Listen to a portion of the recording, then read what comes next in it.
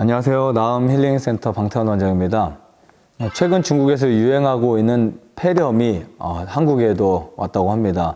마이코플라즈마라고 하는 이 이름의 폐렴인데요. 독감과 증상이 비슷해서 고열, 전신 통증, 심한 기침, 가래 등으로 구분이 매우 힘듭니다.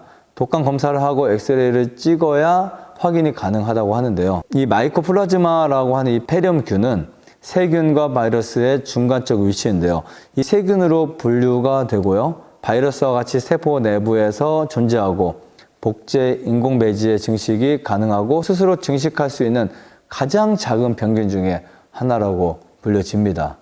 이 마이코플라즈마 폐렴균은 5살에서 9세를 포함한 만 6세에서 12세 학령기 아동에게 주로 나타나서 학동기 폐렴이라고 하기도 합니다. 대부분 항생제 사용 시 호전이 되지만 이번 유행 이 폐렴은 내성균 비율이 높아서 주의해야 한다고 합니다.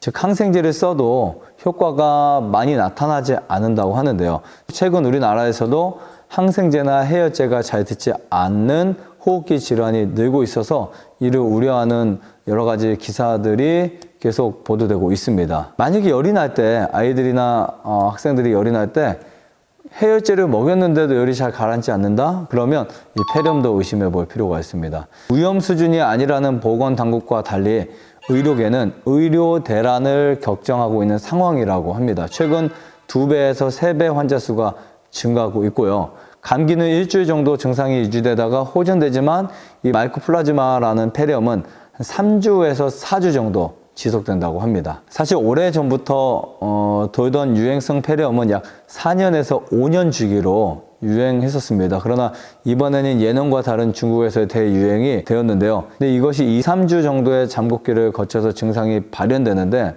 폐렴 증상이 악화되면 문제는 후유증이 남을 수 있다는 거 꼭 기억하셔야 될 것 같고요. 그리고 한번 걸렸다가 회복된다 하더라도 그 항체가 오래가지 않아서 재감염이 흔할 수 있다고 볼 수 있습니다. 합병증으로는 중이염, 축농증, 폐기종, 과민성 폐질환, 폐섬유화증, 그다음 폐혈증, 뇌병증, 뇌수막염 혹은 간염까지 나타나기도 하고요. 치료도 어렵고 예후도 좋지 않은 경우가 있다고 합니다. 학계에서는 코로나 시기 이후 면역력이 떨어지는 것을 마이코플라즈마 폐렴의 원인으로 꼽는다고 합니다. 가장 좋은 예방법은 역시 올바른 손 씻기입니다. 올바른 손 씻기고요.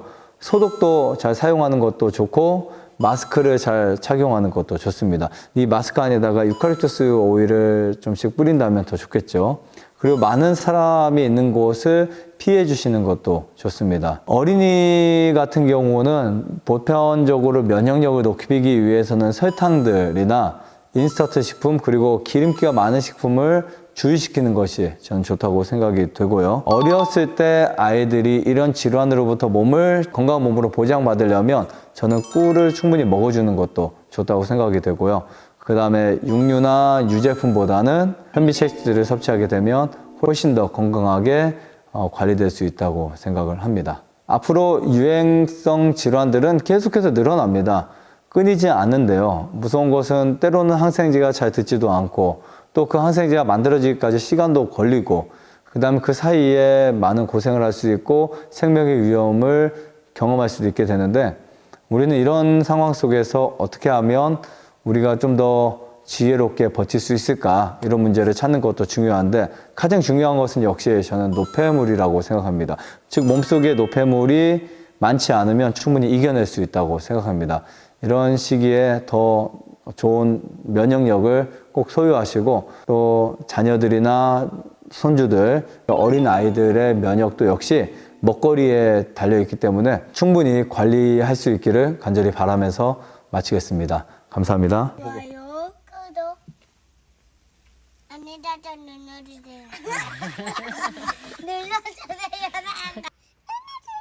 눌러주세요.